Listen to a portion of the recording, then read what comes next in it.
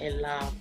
Today, we have a special guest here. She's Joycelyn Hillam. Joycelyn is a creator of Melora mentor and a motherhood and an encourager. Joycelyn, welcome to Elevate with Bridget. Thank you. I'm excited to be here. Okay, we are also excited to have you here. Okay, so can you tell us where you are and where you are speaking from and something about you that we have to know? All right. I live in North America in Idaho. I run my own podcast as well. It's called Positivity in Pregnancy and Motherhood. It once was called Melora Mentor, which Bridget included in the introduction. And I have hair that naturally grows two colors. I have a blonde spot and the rest of my hair is like brunette. Wow. So kind of an odd fact about me, but kind of fun. Okay, that's nice.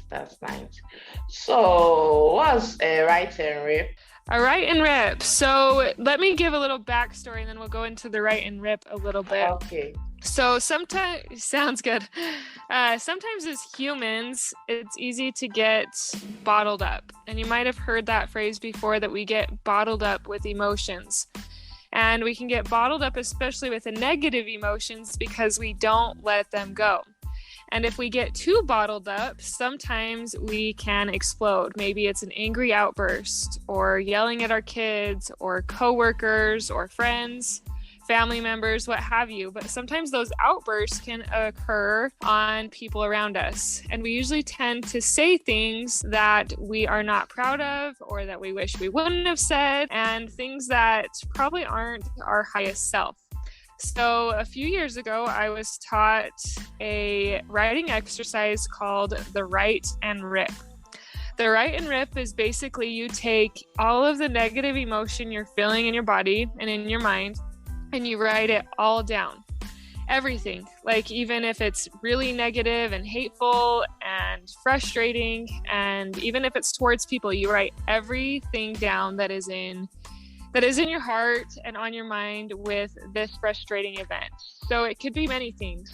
Maybe you're frustrated at your children because they don't listen. Maybe it's with coworkers or your boss who are difficult to work with. Could be that your finances aren't where they're at, or even circumstances. Maybe you've been dealt a tough card with challenging health or relationships. Maybe it's with your husband or family. So there's a lot of areas where we can kind of feel this negative emotion. And as you write it down, that helps to release it. Instead of you releasing it on your family members, you're getting it all out on the paper. So it's not in your energy, in your mind and in your brain and in your heart as much, because you have gotten it out. Now, once you write everything down negative on a paper, you're going to rip it up because it's garbage. We don't want to keep our garbage, and we don't want other people to go through our garbage. Yeah, I was going to ask you that. Yes, so you get rid of it. You rip it up, you burn it up, you delete it, however you do it, but get rid of it so that nobody comes across the garbage that you were taking out of your mind and out of your heart. So that's just a little bit about it. So when you put it in the garbage, are you going to burn it or just put it, like cut it into pieces? Yeah, so sometimes I'll even, I rip it so small that there's no way nobody could put it back together. You could cut it into super fine pieces, or sometimes I'll even put them in different trash cans or get them wet. But releasing this negative emotion is powerful because then you don't get so bottled up, and you're able to see life a little more clearer and be open to a little more, because you're not so bottled up and filled up with the negative emotion that you can't even be open to more. Okay, that's great. So how does this help us get rid of these negative emotions?